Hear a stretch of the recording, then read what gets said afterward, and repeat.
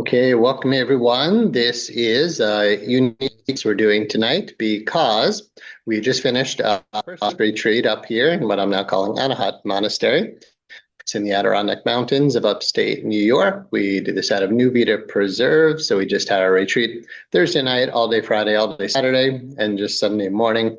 And now I find myself teaching again. So I'm a little tired, and I don't have a PowerPoint tonight because I'm not at my regular computer. So we'll make tonight meditative. And let me just take a moment to review everything we've done thus far, more or less, and then pace us into it. So we can go with this. Hey, Kenya, welcome. Good evening. Yes, and Hello. also hello for Kenya and Eileen and Danielle and a bunch of the retreat people. Our new NERVA interpersonal hypnotherapy clinic is launching officially tomorrow. Kenya and Eileen, sure, that's exciting. uh, all It is kinds exciting. of, Very exciting. yeah, for sure.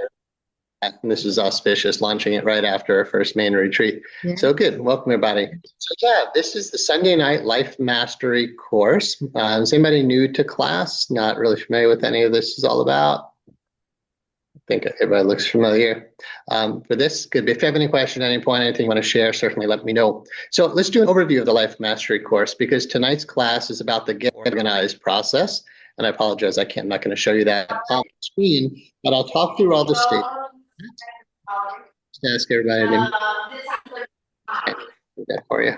There you go. Okay. And let me see what's in the chat. Amanda planned to do the retreat, only I took on a new dog 3 weeks ago, which needed much care after he was attacked by 3 neighbor dogs. My time needed to be with my new dog lately, as I can't leave him alone for now. Okay, sorry you can be here. Sorry to hear about your dog. Yeah, take care of your dog for sure. We actually had a service dog here in the retreat from one of our participants. It was sweet. All right, moving into the Life Master Course overview. So the Life Master Course consists of 2 processes. The first is called the Getting Organized process, where you map out basically what your life would like in an ideal way. It's not coming from your ego, where you set goals about, I want 5 cars, I want houses, I want to travel all around the world.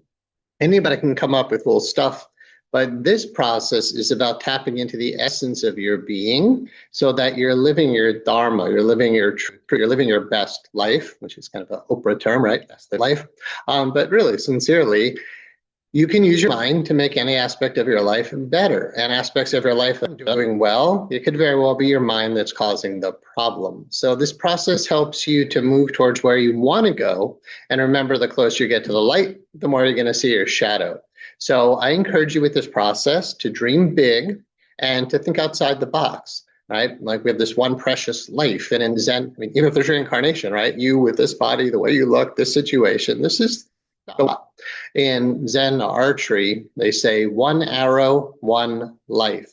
And what that means is when you the arrow, and before you draw the bow, before you loose the arrow, you realize this is that 1 arrow just in the present moment. Am I hitting the target? Am I nailing it? So the getting organized process is getting clarity about what it would mean to live your very best life. And I'm going to review that tonight. And then the second part, which we're actually going to cover in 2 weeks, is the creating and manifesting formula. And we actually did that today here at the retreat for world happiness. So if you go to YouTube, there's a video, 10 billion happy by 2050. I warmly invite you to listen to it. Just listen to it once. And then you put your mind into the place where you're not only using these techniques for you, you're using it for the world. Right, 10 billion happy by 2050. And if enough of us start thinking that way, maybe we'll see people around us. So those are the 2 processes. Talk about each component of the getting organized process and yourself, where are you at with it? If you've been going through the course, do you have this all mapped out yet? So the getting organized process, back in the day before we were really into computers all the time, I would do this in a 3-ring binder. I would write down what each of these things are, we'll talk about. And then you have tab dividers in this binder. And I recommend making it a meditation to look at every single day, at least in the beginning, while you're kind of programming your mind for this is how I'm going to live my life. So again, sorry I don't have the visuals for it, but yet number 1 is your core mission statements. And I hope if you've been watching these classes, you have that clearly written down. A core mission statement isn't your business mission statement. It's good to have those. The core mission statement is basically a deep soul thing about why you here and what are you meant to do with your life. I recommend that you spend time in meditation and ask that question. So if you haven't really learned to connect with spirit yet to get answers, we can spend a little time tonight meditating on that. Basically, I would recommend you move up to your higher chakras. You're not going to find the answers we're looking for here in this process on the body level. You're going to find it in the past. You don't need to do childhood, or especially not past questions, to find your mission. Whatever you did 3 lifetimes ago is probably not what you're meant to do now, right? If you were a shoe cobbler, a blacksmith way back when, that doesn't necessarily mean you're meant to do it now. So honestly, don't look to the past to figure out what you're meant to do now. In deep meditation, you go vertical. And this is just a reminder to do it, if you already know this, right? When you close your eyes and you turn in and up, you ask questions and you will receive answers. Just remember, when you ask the question, get silent first. Hey, Grace.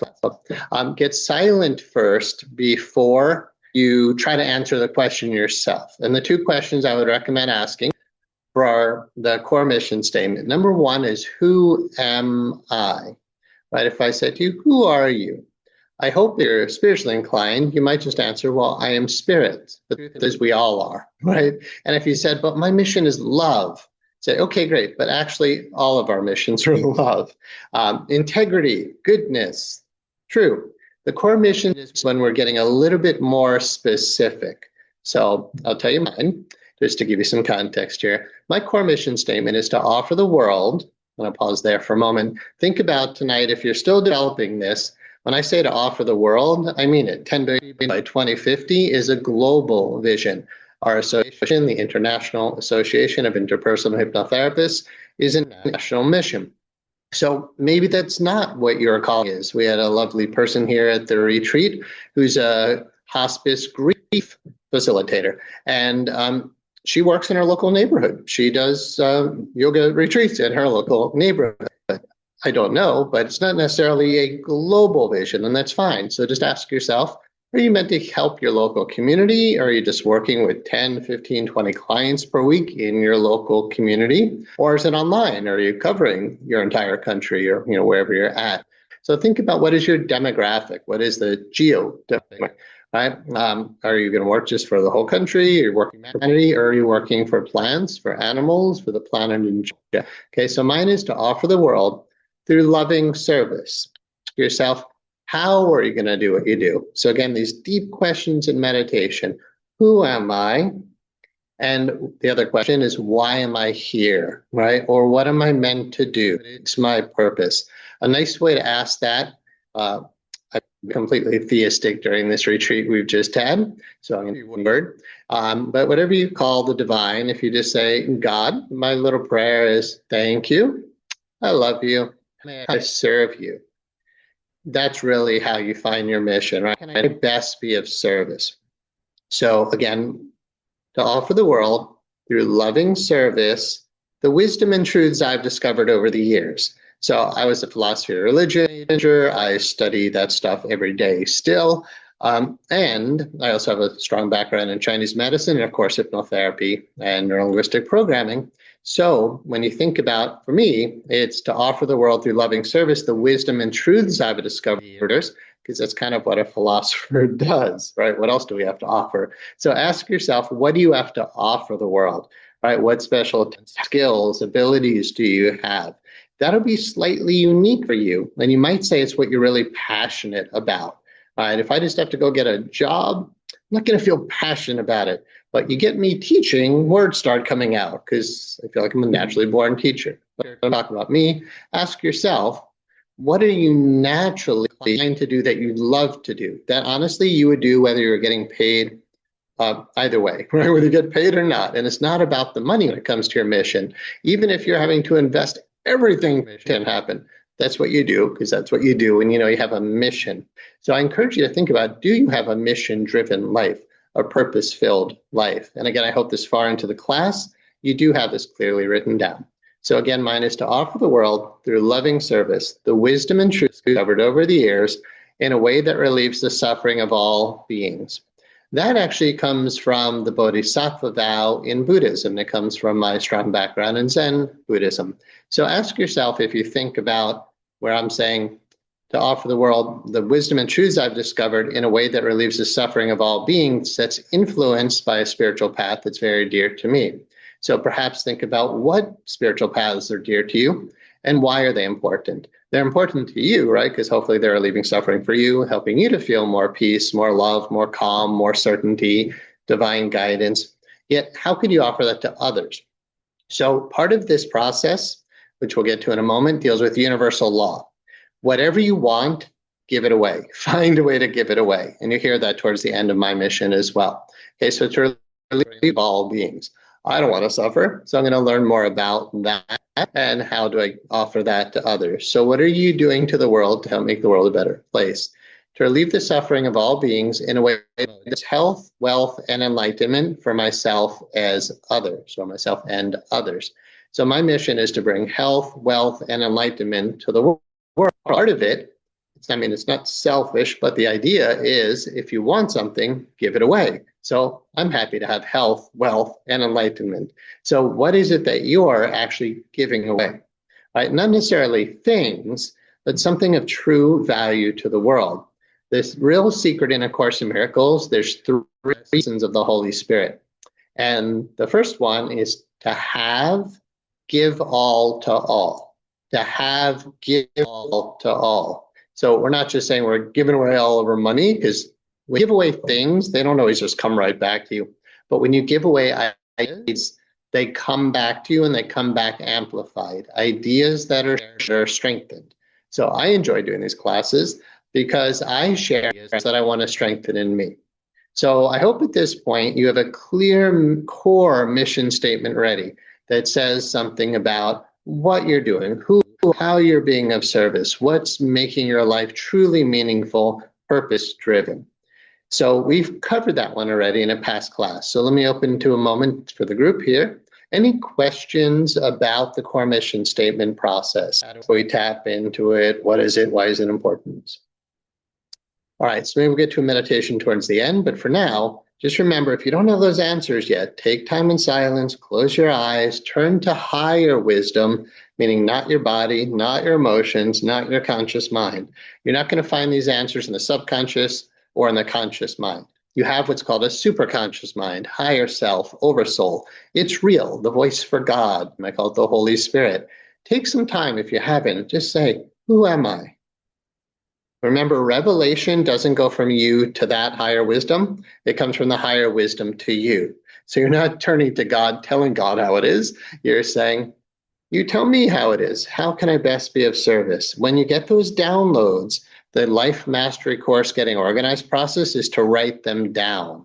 The problem when you don't write it down is it's staying only on the mental level. It's easy to forget, but also if you want to pull something into your reality, the first thing is actually to write it down. Many years ago, I was an assistant manager of a bike shop. And one of the employees said, we need to build a certain kind of rack to hold the bikes better. I said, good, write it down so I could bring it to our employer. And he's like, no, I got it in my head. I'm like, I guarantee you, if you don't, this will not come to fruition. This will not happen.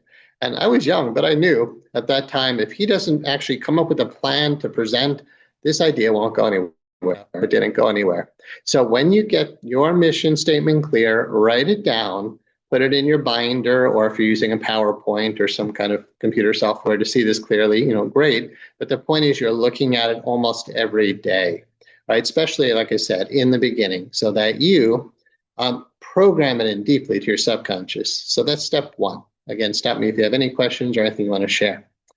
Step 2, universal law. Let's review those because, again, you just kind of can't hear this stuff enough. I pull largely from Dr. Deepak Chopra's 7 Spiritual Laws of Success. If you haven't read the book, highly recommend it. It's also probably a free audiobook, I would imagine, on YouTube. There are 7 main laws, but if you go to our school, the Institute of Interpersonal Hypnotherapy's Life Mastery course, you'll actually see 21 laws that are listed. The Life is available for all of our students to go through as part of the curriculum. It's also a CEU course on our website. If you just want more succinct, kind of linear version of how to go through this. And also, we have these classes and they're posted on our website. So, universal law. The first one is the law of pure potentiality. This says that when you go into a deep meditative state, you tap into an infinite organizing power that can pull anything into your life. So that's the reminder, and I was really encouraging it during our retreat here, and a lot of the students are like, I'm going to go get a meditation cushion now. I'm like, yes, mission accomplished, right? Inspiring people to meditate. So I'm encouraging you, tap into the field of pure potentiality. What is that? Well, when you look around you, you don't see it. You see the results of it, right? I'm looking now, I see mountains, I see trees, I see windows, I see wooden floors and beautiful beam ceilings. I see a computer and lovely people here and some retreat people here. Like, that's what I see, but that's not the pure potential. That's what came out of the pure potential. What is pure potentiality? Well, our whole thing is Anahat Education Group, now Anahat Monastery. And the Anahat is primal underlying energy before manifestation, before vibration, before the field of pure potential has any change in it whatsoever. You might imagine just an infinite sea of consciousness without any form whatsoever. Like, imagine the ocean without movement, without waves, without, how would it even know it's an ocean? It would have to create other drops of itself. So you might consider yourself a drop of that infinite ocean, a child of God, if you want to look at it that way. The drop of the is incredibly powerful, but when you're not in touch with that, you're manifesting, if you could even use that word, from the human level, which is actually just doing things. But tapping into the field of pure potentiality will lead to one of the next laws, and I'll come back to your potential theme in a moment, but the next law, I think it's law 3 in his book, is the law of least effort. When you create and manifest from the seat of pure potentiality, it's not so much about doing, it's more about aligning your mind, coming into, as Abraham Hicks, who had here said, coming into vibrational alignment with that which you're wanting to pull into your life. And what do you want to pull into your life? We're getting to that as far as how do you get clear in your vision. But the core mission statement is part of it, right? You want to fulfill vision. You want, like for me, I want to relieve the suffering of all beings. I want wealth and enlightenment for myself and others, right? So when you move into the field of pure potentiality, you tap into an infinite organizing power of anything into your life, because essentially that's how the universe works, right? You're not a body, you're not just emotions, you're not mind. You're the consciousness having the human experience, right? You are a spiritual being having a human experience. That you is pure potential, and you can manifest anything out.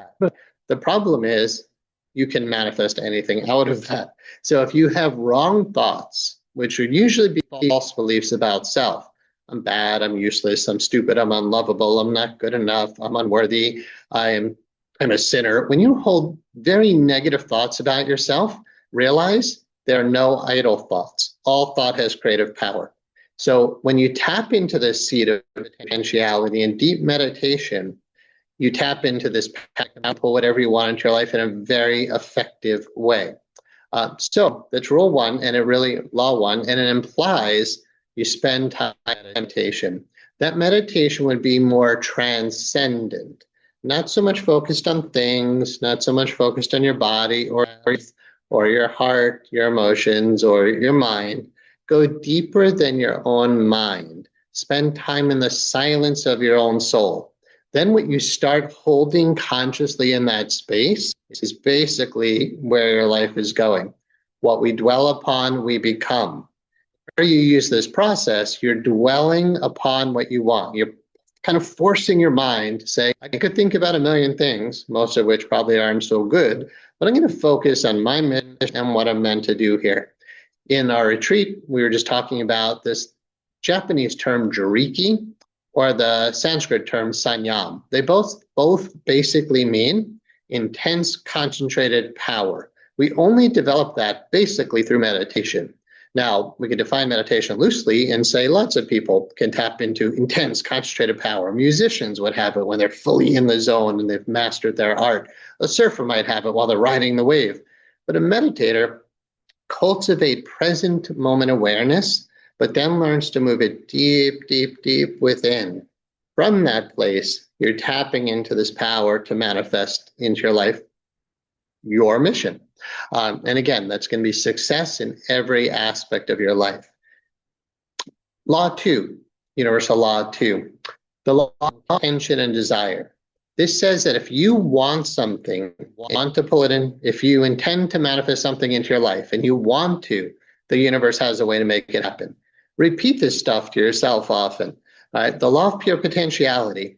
When I go into deep meditation, I tap into an infinite organizing power that can pull anything into my life. If you believe otherwise, you limit yourself.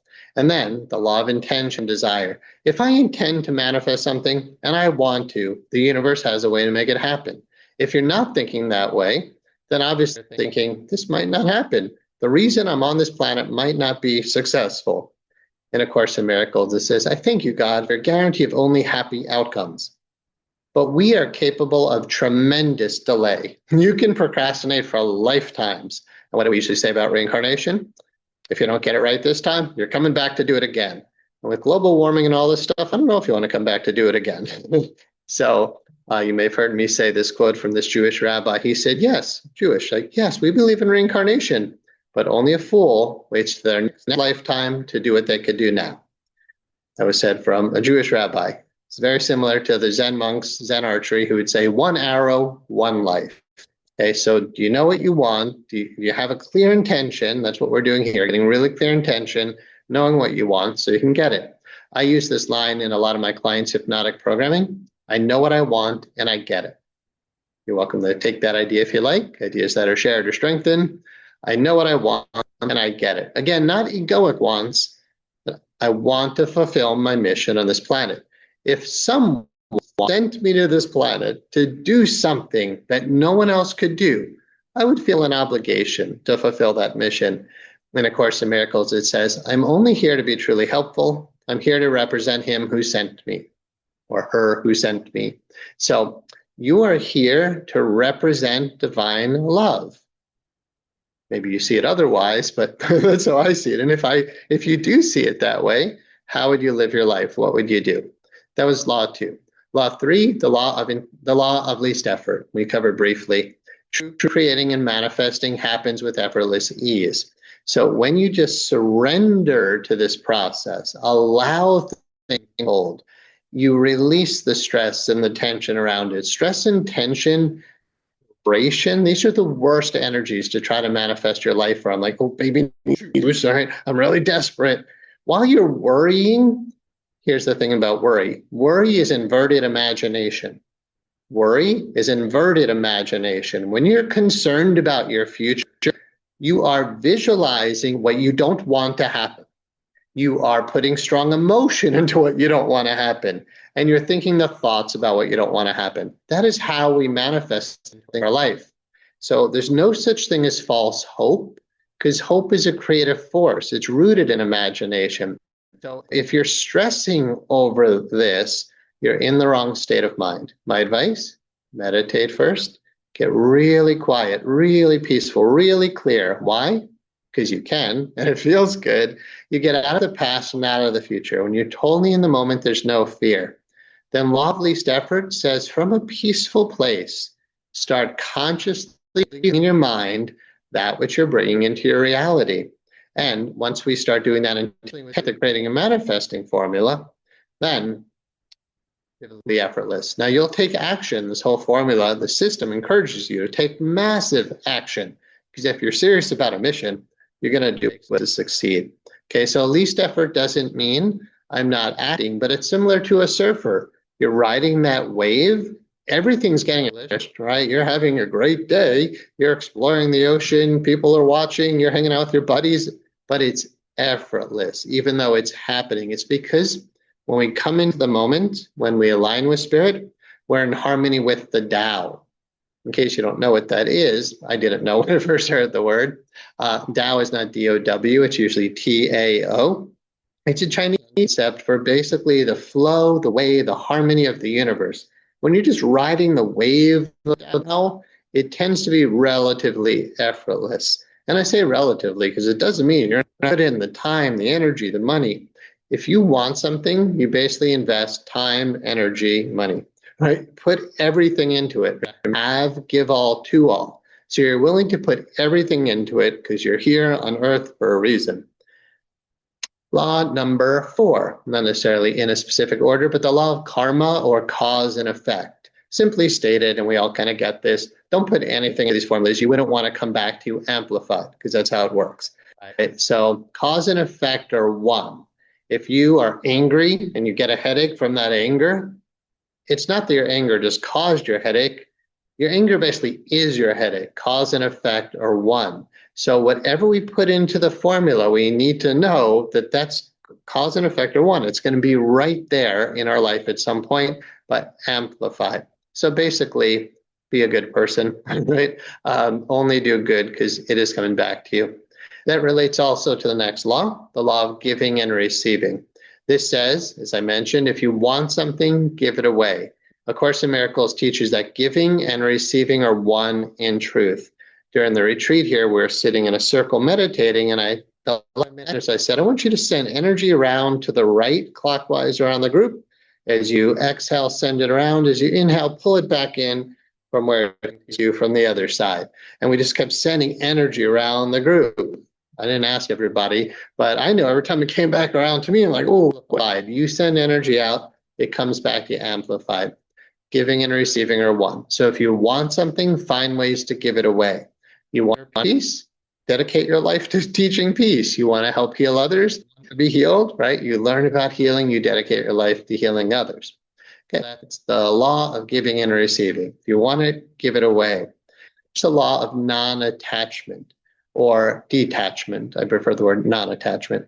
Non-attachment basically means I'm going to put my whole life into my purpose, my mission, that which I'm bringing to this world, and I'm not attached to the outcome. Are you going to succeed? It doesn't matter. In the Bhagavad Gita, one of the Hindu scriptures, the teaching is surrender the fruits of your actions, God. You say, all right, I've been asked to do this. I'm clear about my mission. I'm doing it. I'm not doing it. I'm not doing it for fame. I'm not doing it for anything except what I've been asked to do. In A Course in Miracles, there's a supplement for therapy. And it comes to the question of payment. Should a therapist be paid? And the Course actually teaches, yes, because even an advanced teacher of God has some earthly needs while he or she is here. But the needs will be given to them, the money will be given to them, not for their own egoic gratification, but to better help them fulfill their mission. Right? So the law of non-attachment basically says put your whole heart into whatever's in front of you. And if you're not programmed with that, I hope you'll take that piece of wisdom. Put your whole heart into whatever's in front of you. Most people don't, right? They procrastinate and they go into a half-assed. In the Bible, it says, I think it's like the voice saying, I don't want you if you're lukewarm. Don't be wishy-washy about this. One arrow, one life. Right? When we meditate in Zen practice, it's a matter of life or death. It's taken seriously because we realize if you don't succeed in this lifetime, literally, it could mean sickness and death, right? Poverty, sickness, and death. Who's looking forward to that? Right? So in this model, we're seeing a very compelling future, but we're not attached to the outcome. Again, that keeps you out of desperation mode, but you still put your whole heart into it. I don't know why we're doing what we're doing now. I just feel inspired to do it. Where that goes, in many ways, isn't up to you, but that's the beauty of surrender. You don't have to worry about where it's going. The Life Master, once we get to creating and manifesting step 12, is about surrender. You could say you could just completely surrender. But the problem is, A Course in Miracles teaches you can't just surrender to the external world, whatever it's doing, because you're the one who do that, right? If you make a big mess and you just say, I'm just surrendering to what is, I guess that's how God wants it in my life. If you make a mess, you don't just surrender to it. You're surrendering to divine will, to your super conscious mind. You're surrendering to the Tao, not to your own egoic challenges or the egoic mess that was made. So A Course in Miracles says, I'm not the victim of the world I see. I'm inventing a world I see. How do you surrender then if you're not in the world you see? Don't surrender to the world, because that's the best. Surrender to divine will, and that's going to motivate you to create a beautiful life. Okay, so love, not attachment, is based on allowing, surrendering, letting go, trusting. And what do you trust? Trust your feelings. When it feels terrible, that's your soul's way of saying wrong. I was working with a client recently. When he came up with a negative belief that we were processing, we figured out, okay, you believe that you're, whatever the word was, that you believe that you're stupid and not good enough. The moment he realized he had that thought, you just saw it go right to the heart chakra. And then we went to the next belief, and it was like powerless and helpless. And I just watched it go right to the solar plexus. And he's like curled over in pain from a thought. If one thought can make you feel that bad in your body, you wonder why psychosomatic illness doesn't actually happen quicker. Remarkably resilient. But anyway, when we're surrendering and letting go, it's not a surrender and letting go to the external world. It's a surrendering and letting go to the divine. How can you trust that? Trust your feelings. And the thing here for life mastery is trust your joy, follow your bliss. We're like, oh, that would be wonderful. And it opened your chakras. Consider that a yes. You could also learn to listen to inner yes and inner no, right? And how do you know that? If I just said, you're pathetic and stupid, why are you even existing? They'd be like, no, right? That's a no. And if I said, amazing being, you're very valuable, you're very important, you're here with a purpose and prosperity, success, and goodness that's meant to be part of your life, you're like, oh, that feels right. That's a yes. If you're thinking about doing something, it pretty much needs to be all yeses across the board. And one way to check that is with your chakras, right? And chakras we can really feel clearly: solar plexus, heart, throat. Like we have 7 or more, depending on the system you use. If a chakra closes when you think of something, yes, it might be your own fear, it might be your own issue, but when you're pretty clear, and if we say something like, all right, let's burn down this house. If I really thought seriously about that, I'm sure my inner being is going to lock up. That basically means wrong. So trust your joy, follow your bliss. When you get that inner feeling of yes, that's what you trust and run with, even if it's not rational. If your partner or your spouse says to you, but honey, that's not rational. I didn't know I had to be rational. In the assertiveness training we teach at our school, it basically says, I have the right to be illogical. My inner being is telling me, my dreams are telling me, my intuition is telling me I'm meant to do this, I'm meant to be with this person, I'm meant to have this life. It doesn't make sense. I don't know why I'm called to move here, to do this or that. If you're letting it guide you, that's what you're surrendering to, not to the external world. All right, and then I believe, I believe there's one other law. Usually I don't know if there are, if we had a sneeze. So there's, I think, one other law, but I would highly recommend you listen to or read Deepak Chopra's 7 Spiritual Laws of Success. Any questions you're sharing about that? And then we'll just keep going through the Life Mastery course. And again, apologies, I don't have a visual of it for you. All right, next, the Life Mastery course we have covered during this class, your life is prioritized. Let's speak about them briefly. I'll list the order that I personally abide by, and most people tend to agree with once we talk it out. Your first main life category, I'm going to, the highest priority is your spirituality. Once I talk about it, they don't tend to disagree, but most people don't tend to spend enough time with their spirituality. So ask yourself, like, how much time are you spending each day with that? Is it at least 5 minutes in the morning, at least 5 minutes in the evening? When you make spirituality the high priority, you're prioritizing inner peace, you're prioritizing connection to universal love, you're prioritizing your connection to joy, to bliss, but maybe most importantly in this context, divine guidance. Right? How can you let superconscious mind guide you if you don't take time to commune with it each day? You knew you had a divine advisor, better than AI, better than ChatGPT, and you could say, okay, what am I meant to do? And the answer would actually be given to you it would be quite unwise not to be consulting with that being. In A Course in Miracles, the manual for teachers is, and the question asked is, how does the teacher of God spend his day or her day?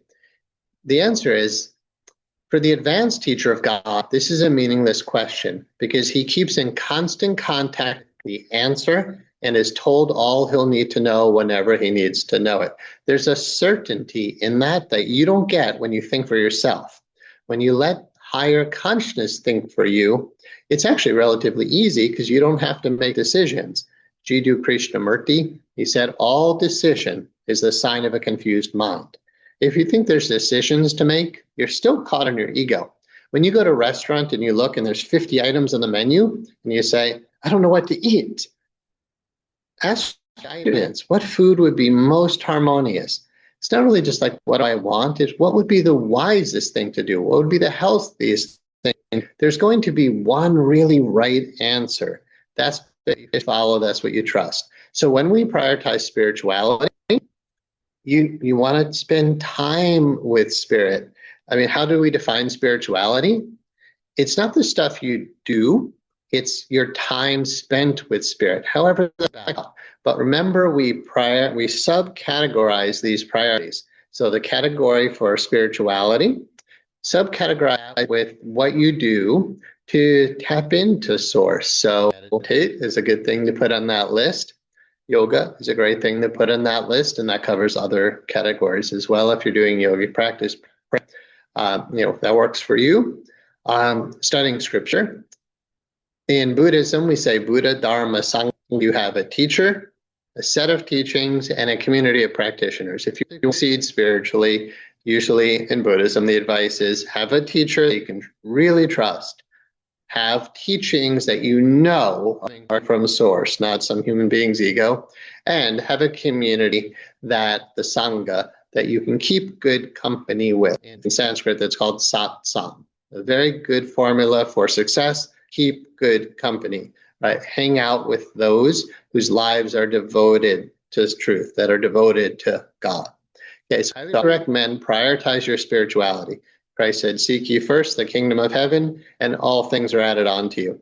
Seek all things, and then what profiteth a man if he gains the whole world but loses his soul? So your soul, you don't have a soul, you are, is a glorious being. You are a glorious being. If you're not in touch with that, you are missing the most valuable thing. And actually, there's no comparison. Nothing, you can't compare what's more valuable than spirit, because there's really actually nothing but spirit.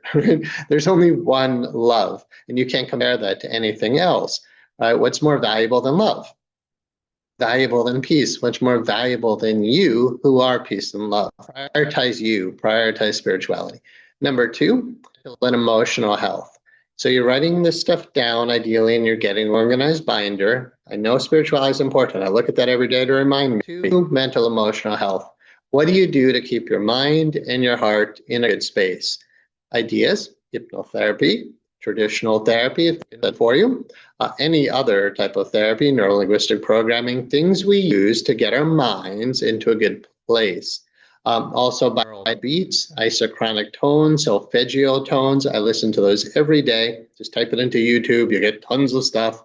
Again, binaural beats, isochronic tones, or solfeggio tones.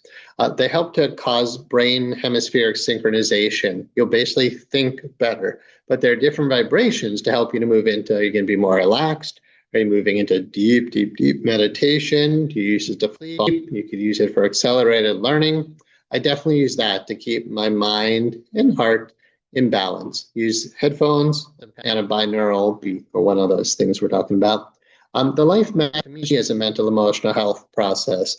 Just mapping out this type of clarity that we're talking about is a great way to keep your mind in the right space. Okay, and then emotional health. Yeah, again, therapy, hypnotherapy, the creating manifesting formula we're using here, but a lot of what I teach are the opening teachings, knowing what to do with your emotions. You don't want to be sitting on all the sadness and hurt and fear, anger, grief, guilt, embarrassment, shame, disappointment. None of that has to be in your heart. Not that you're not supposed to feel emotion, but emotion's meant to flow through you. The moment you hold on to it and you bottle it up inside, it starts making you, let's call it dis-ease. You're not at ease. It can cause psychosomatic illness to suppress emotion, and it absolutely causes negative behaviors. All right, you're sad, you try to do something to feel better. More importantly, clean house, do the work. If you're into breath work is an incredibly effective way to clear the blocks to the awareness of love's presence. If you haven't done that, honestly, invest in some good hypnotherapy sessions, or again, any facilitator that you really trust. Prioritize your mind and your heart. So what does your course focus on? You above all else. Your priority number one. Most people are not programmed that way, right? We grow up thinking, you take care of everybody else, you come last. That's not healthy. You know, when you're on the plane and they say when the oxygen mask falls, you put it on yourself before you put it on your child. That's always the teaching. Everybody knows it, but we don't always live it. We tend to put others before us. There are times, of course, that you put others before yourself. Selfless means I'm serving others, but not if you're not healthy yourself, right? In a temple, when there's pillars, you're supposed to hold up your own weight. If you can't hold up their weight either, right? So be a strong pillar of society, be strong within yourself, be healthy within yourself, then you can serve others. If you're sick and tired to go see clients or do whatever you're meant to do, you're no good for you or for them. So I can't recommend you prioritize your spiritual and mental emotional health in this process. Next, you prioritize your physical health. And that's basically, again, you, the spiritual, mental, emotional, physical being. I mean, in truth, you're spirit, right? But you're having this human experience, obviously, and the body is a communication device. If it can't function in this world, then what are you going to do? So, that you get a clear exercise routine and do it. So what are you doing to take care of your body? Yoga, Tai Chi, Qigong, that's great, but also strength training, just basic stretching, and cardiovascular fitness, martial arts. Tyler's back there inspired me to mention martial arts. Right? So anything you do that's helping to take care of your body, prioritize that. Of course, healthy nutrition. I'm a really big fan of live foods. If you're interested in going deeper into that, study Dr. Gabriel Cousens, his book, Spiritual Nutrition and the Rainbow Diet, and also his book, Conscious Eating. When we eat live foods, they're giving us their life force energy. You eat cooked foods, meat pretty much is considered dead, right? It is dead. I'm not preaching vegetarianism here, but meat is dead. If you want to sludge your Kundalini energy, eat meat. Sometimes an overactive Kundalini, the prescription is go have some red meat. It'll help to ground you. Honestly, I do eat a almost vegan diet. And most of the food I eat is live, and it also has all the colors of the rainbow. Get in red, yellow, orange peppers, get in red goji berries, get in tomatoes, get in blueberries. It aligns with the chakras. Again, study Dr. Gabriel Cousens on nutrition on the rainbow diet. You hear about zeta potential. Live food has very highly organized molecular structure in the water. When you take that in, it becomes your body, and those organized molecules form a star tetrahedral field.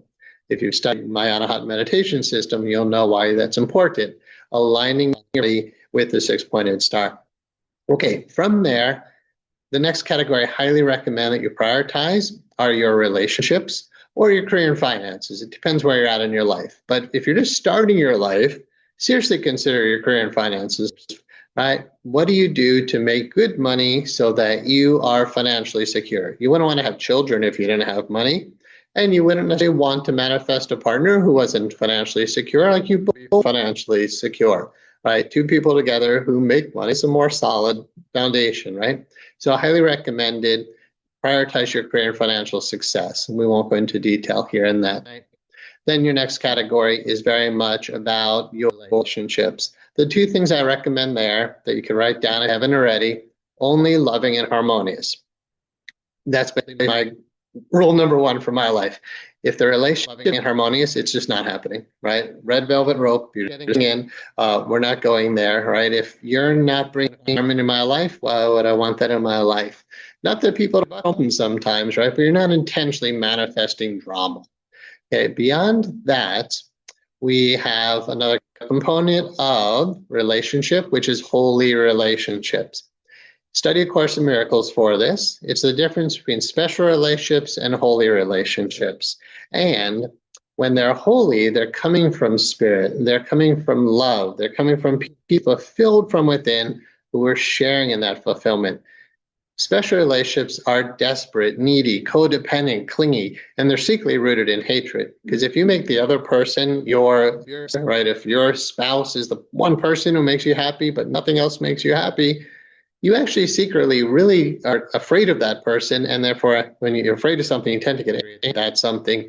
Why would you be so afraid of your own spouse? Because you know if they left you or didn't treat you the right way, or God forbid, they passed away, you'd be devastated. Right? Well, of course, when we lose someone, we feel something. But when you're codependent, clingy, right, you feel it far worse. So the teaching here basically is you're fulfilled within yourself. You found spirit within, and you're sharing that with another person. That becomes holy, because when you're both together in a holy relationship, you're both fulfilling and purpose, right? You're doing that together. You're co-creating. It's a beautiful way to live your life, right? It's called mastermind. When you just create and manifest by yourself, you're powerful. But what's it say in scripture? When two or more are gathered, I am there. Two conscious people coming together to manifest something, or a group of people, it's going to be much more powerful. So only loving and harmonious relationships, only holy relationships. The other life categories, the order doesn't really matter, but a high priority would be recreation. Are you enjoying your life? Have you actually carved out what you're going to do to be sure you're successful? So if you read Tim Ferriss's The 4-Hour Work Week, he says, if you're going to retire early, and I did this when I was 42 years old, I'm like, all right, I'm making enough money. If I could automate this whole thing and enjoy my life outside of an office and a classroom. And so, yeah, I started traveling, paragliding, kayaking, mountain biking, going all these different states and countries, because I actually made a list of all the stuff I wanted to do. And cool stuff I found out along the way. But basically, if you're going to work a shorter amount of time during the week, and consider the FIRE movement, financially independent, retire early. FIRE, financially independent, retire early. If you're going to do that, you don't have to. If you did, Tim Ferriss says, make a list of all the things you would do, right? Because when you do, quote, retire, a lot of people just, retirement is like they put you out to pasture, right? That's kind of the end of your life. But no, it shouldn't have to be that way at all. You have a life worth living. You have a list of things you to do, hobbies, things that you would do whether you got paid for it or not. So a list of free time recreation activities is really good. Then you have free time. Look at that list. Like, oh, cool. I can do this now. I don't have to work. I don't have to do anything. I'm free. Travel and vacation is an important priority for a lot of people. Education, of course, is a category that you can be successful in if you're in school, right? Very high priority. Or just continuing education. There's your home. Have you manifested your dream home? If not, maybe it's a higher priority, but either way, set the intention, if that's what you want, for a home that you truly love. Also, reliable vehicles. You know how much suffering and stress there is in a car that you can't rely upon. So manifest one decent vehicle. And then the other main category is philanthropy. Remember, if you want something, give it away. Even if it's only 0.01% of your income, if that's all you can do right now, do it.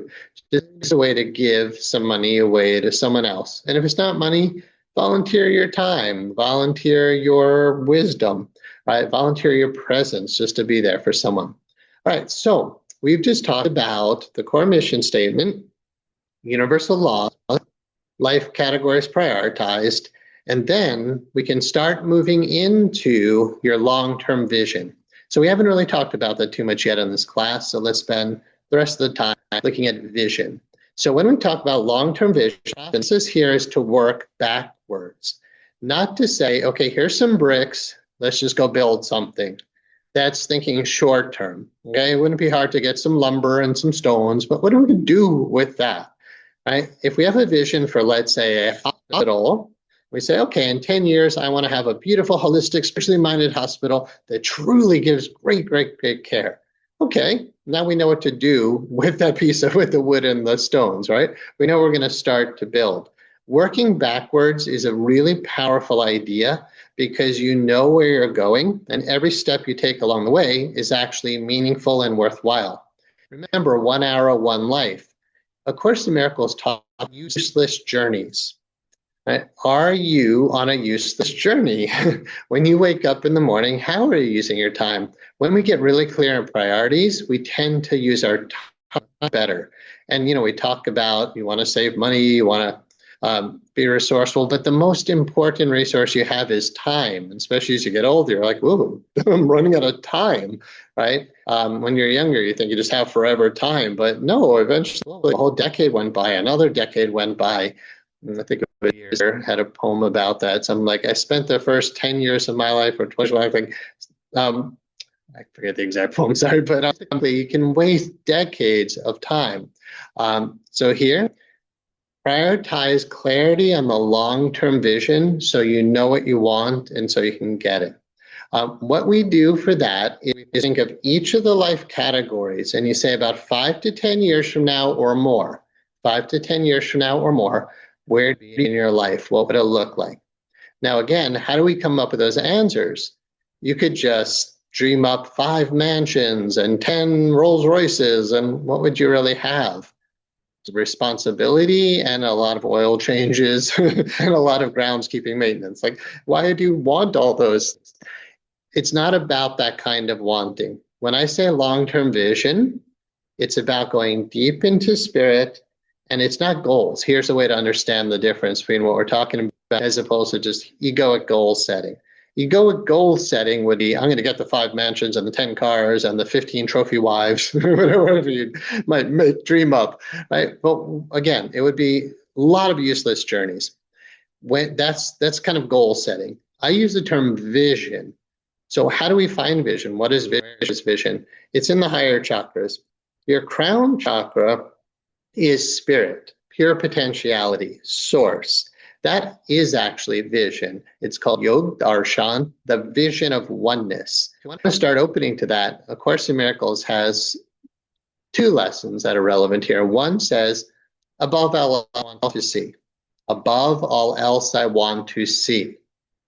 Start affirming that. If you're looking for what is your vision, prioritize vision. I don't think we hear about that all that often. I watch the news or go to high school or and hear people saying, learn how to tap into your vision. It's usually about what do you want, what are your goals. Above all else, I want to see. And then the second Course in Miracles lesson there is, above all else, I want to see things differently. If you're not seeing a very clear, beautiful future vision, even if you know how you're going to get there, it seems daunting. Okay, that's another thing. But if you're not seeing that compelling vision, then just say, above all else, I want to see. Above all else, I want to see things differently. And again, if you're not where you want to be, here's another Course in Miracles. I seek a future different than the past. I seek a future different than the past. That's powerful, right? And it doesn't matter how good your past was. We just had a great retreat up here. I'm thrilled with what just happened. Good. I seek a future different from it, meaning even better. In core transformation, we basically say, what would feel even better? What would feel even better? So when you're tapping into vision, start at the crown chakra, meditate in and up, connect with spirit. That is a form of vision for sure. But the 6th chakra is very much about vision, your life mission, your life purpose. Intuition, a deep inner guidance speaks to you in these higher regions. Now, if you think chakra system, we often talk about going up the chakra system, but creating and manifesting, and this process is actually going down the chakra system. We are pulling things into physical reality, writing them down to make them physical. We're getting pictures of these things to help make it physical. Right? So I am spirit, and I have a clear life vision. So long-term vision is like 5 to 10 years or more, including into your quote retirement years or whatever you call those, your better years when you're like 50, 60, 70 plus, right? What is your life like? Now, for some people, then they're like, I have no idea what I'm going to be doing when I'm 70. No, you probably don't know what you're doing, but think about for each of these categories. When you're in your 60s, where do you want to be spiritually? Write it down. I want to be enlightened. Whatever that means, study that if you know what it means, and never think you know what it means, right? Keep studying. Like, what does deep spirituality mean? What does it mean to be a God intoxicated mystic? What does it mean to be drunk on the divine? What does it mean to be divine inspired? Would you be serving others? Would you be teaching? Right? In an ideal life, when you're spiritually illuminated, what would that look like? If you don't have answers to those questions, study the great saints and sages. Study the lives of the great masters. If you haven't read Autobiography of a Yogi, read that. And then you're like, oh, either Paramahansa Yogananda is lying, and I don't think he's, or you ain't seen nothing yet. If you haven't read that book and some of the other books of the great masters, they show a world of such incredible potential. Dream big, aim for the highest, because what else are you going to do? Spirituality long term, what would that look like? It's kind of hard to measure spiritual goals, but I speak frequently about the Buddhist ox herding pictures, which we covered in this class. So in the Buddhist ox herding pictures, we can see what these stages look like, and they're quite universal. We find them in all different traditions. Or the latter stages of spiritual growth, what we're largely talking about ends up being of others. You could say, well, my enlightenment is merging with absolute bliss consciousness. Great. Sounds kind of selfish if you're not doing about it with it. So, yes, consciousness of service to others. There's no such thing as individual enlightenment because we're all one, but there is an action. But the enlightened action only comes from a more enlightened consciousness. So, long-term spiritual vision. Then work down the list. What is your mid-range mental emotional health? I'm sorry, not mid-range, just long-term mental emotional health goal, right? We're going down the priority list. Long-term mental emotional health goal. Write down you have a brilliant mind to the rest of your life. People end up with dementia. People end up with Alzheimer's. I'm not saying if you do this, you won't, right? No guarantees here. But how many people set the goal? When I'm in my 70s and 80s, to be just as crisp and clear and sharp in my mind as when I was in my 20s. Set that goal, right? Long-term mental emotional health. Your cells respond to your thoughts. And if you're having thoughts like, I just want to be dead, I don't want to be here, this is too hard, I just wish I was half conscious, right? Just check out of this. What is your brain going to do with those kind of thoughts? It's like, oh, you don't need me anymore. Let your brain know you're worth investing in. My dear teacher in India, Swami Sham, who has left his body now, he was in India when he passed away. And I met him when he was in probably his late 80s. He was as crisp and as brilliant as anyone else far younger than him. When he had a stroke, his bodies could have strokes, he was still as lucid as could be. He's like, okay, Guru is stroke now. You go call 911. You massage Guru's feet. That would be good for you. But he was able to talk, telling people what to do in the middle of having a stroke. He was still extremely lucid. And then long-term mental emotional health, the emotional side of it, a heart that's open and free of blockage. You're still working through your stuff, great. But in 10 years, you can clear all the blockages in your heart. There's no reason for any sanskars or past life. Sanskars meaning negative or negative. Sanskars can be positive too. But for simply speaking, clear the negative memories, beliefs, and emotions you hold inside of you, so that long-term, they're just not causing psychosomatic illness. And then long-term physical health. Right? We're doing this retreat here. We did a lot of yoga, and I'm 50. I was really pleased to see myself crossing into lotus pose and doing peacock pose. And if you take good care of your body, it's actually quite remarkable in like the yogic and tai chi paths, how healthy you could be as you start to get older. So setting goals for that long-term career and financial goals or vision.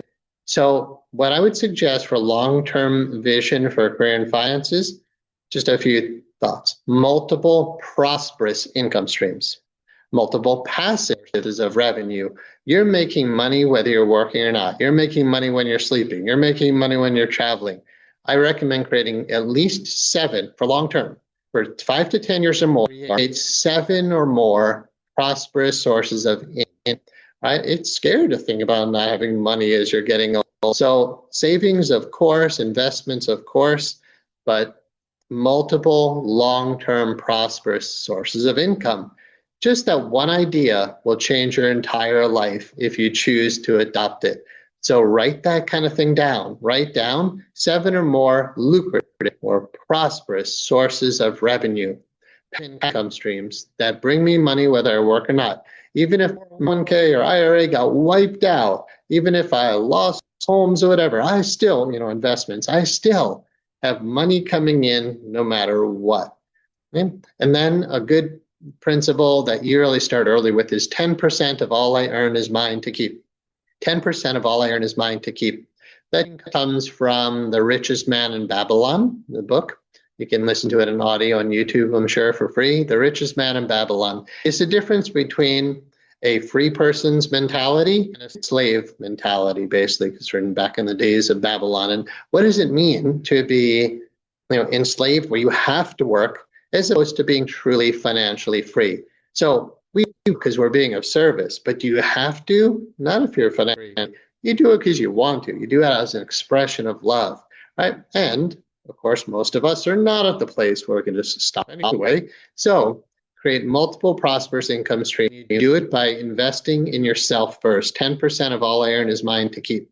Once you save a bunch of money from that 10%, use it to create another income stream. You're only going to get about 10% on an investment in the stock market, whatever, or if you know what you're doing, you got a good advisor. But what's 10% return compared to income that brings you $100,000 a year? You can't really get that necessarily just through basic investing. Businesses can make you a lot of money. So you save 10% of what you're making, you invest it in another income stream. Eventually, you can quit your day job because that new income stream is making money.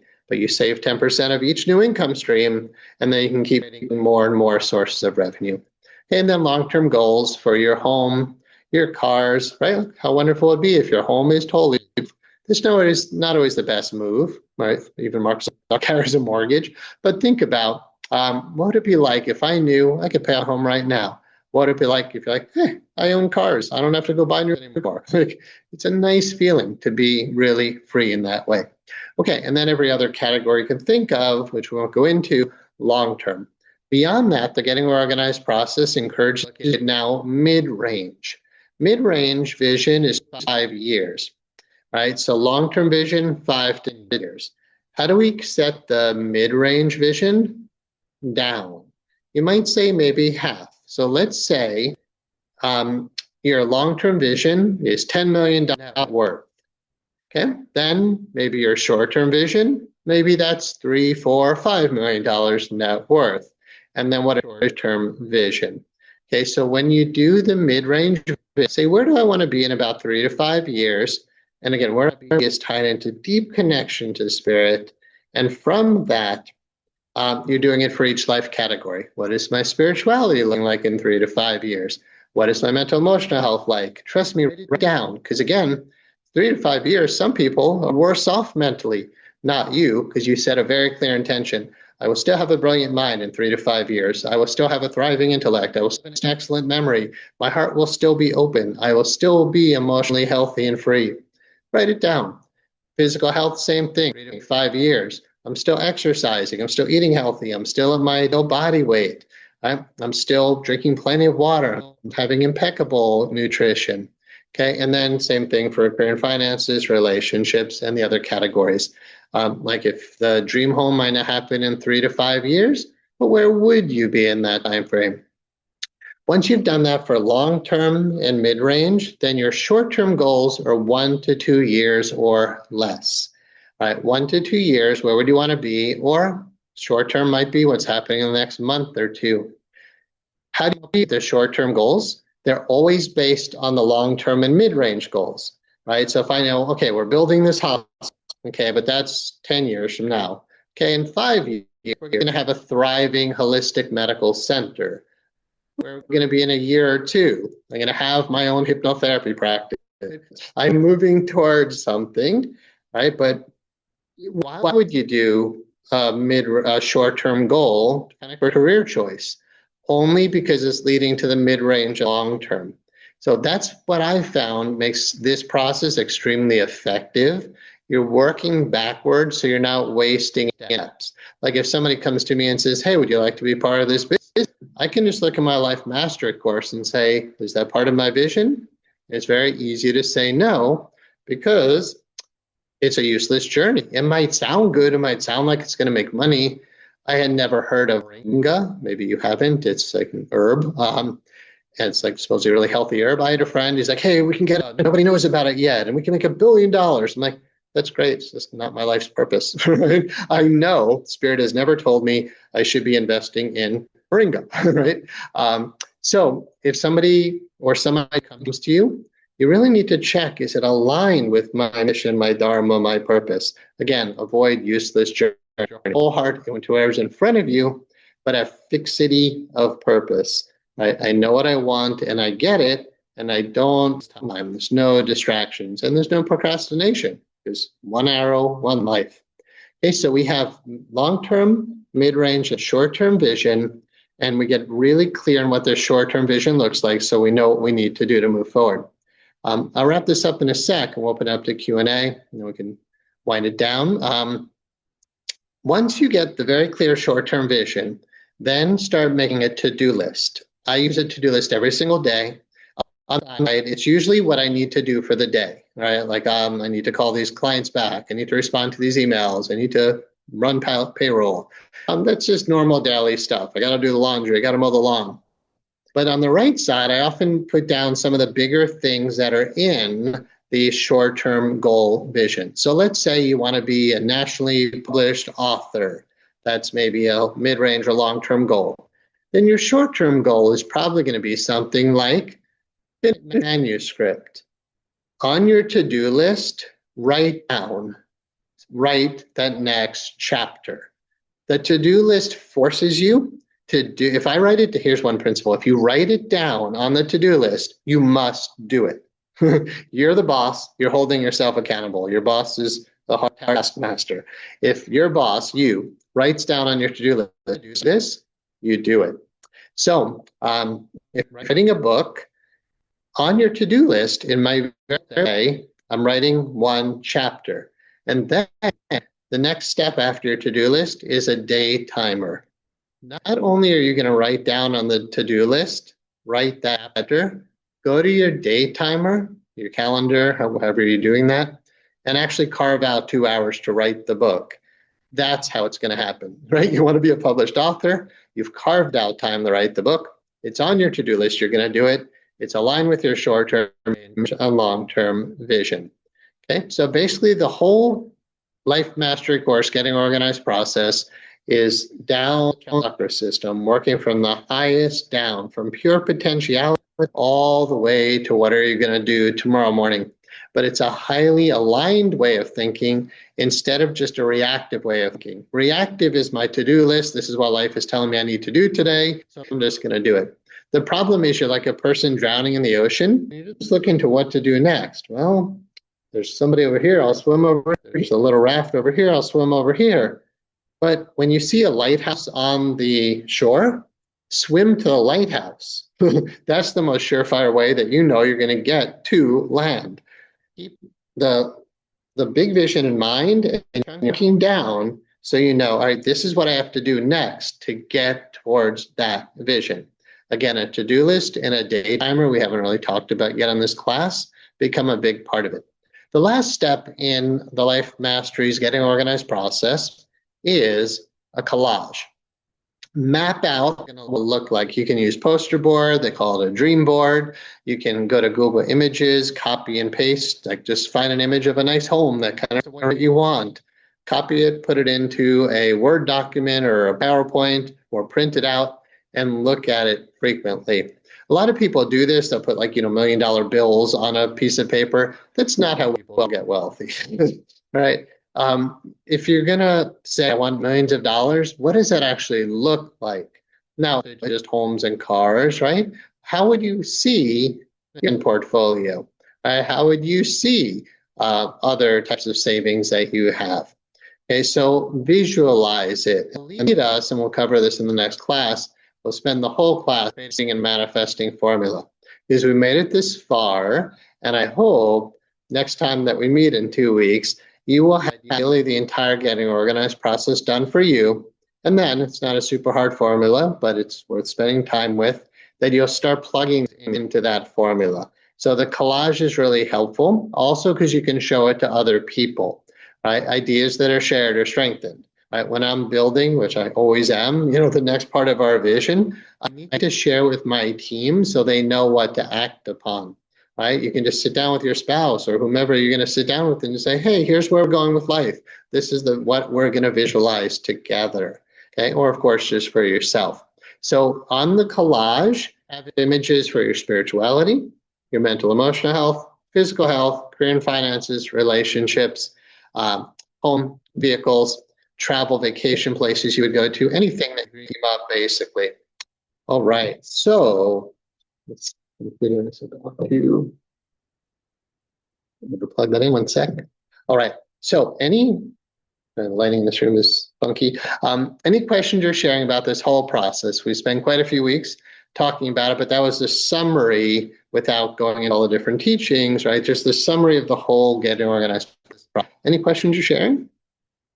Or anybody who's in the room with me, which is usually not the case. Give you another sec here. All right, great. Well, thank you everybody for joining me. I hope you found it beneficial. Give you one last chance for any question sharing. And then in 2 weeks, we'll see you. We'll be covering the creating manifesting, and then I can take you through the meditations on that, pull the stuff into your life. All right, very good. Thank you, everybody. Have a wonderful evening. Matthew, we have a question. Oh, yeah. I thought that was a bye. Yeah. Sure. What questions should we ask? Oh, well, that was your question. What question should we ask? I'm struggling to think of some right now. No, it's fine. No, we're good. Then there is no question. I think the question you could ask is, should I live by shoulds? Should I live by shoulds? I like that. You know what? That was mine. There you go. Don't shit on me, and I won't shit on you. Don't shit on me. There you go.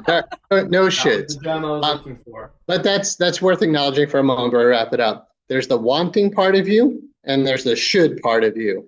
Right? There's what do I want to ask? I don't have anything I want to ask. I'm good. I'm complete. I heard what I wanted to hear. But what did I ask? The should voice is the inner critic voice usually. What should I do? Right? Rather than what I want to do. I want to go tape. I want to go to bed. I want to go have some tea. That's what motivates. So yeah. So good question. What should you do? What should you ask? Do you need to live from shoulds? Live from trust the joy, follow the bliss. So good question. Thank you, Matthew. Thanks so much for tonight. I appreciate it. Oh, cool. All right. Thanks, everyone. Have a wonderful night, and we'll be here in 2 weeks. Good night, all.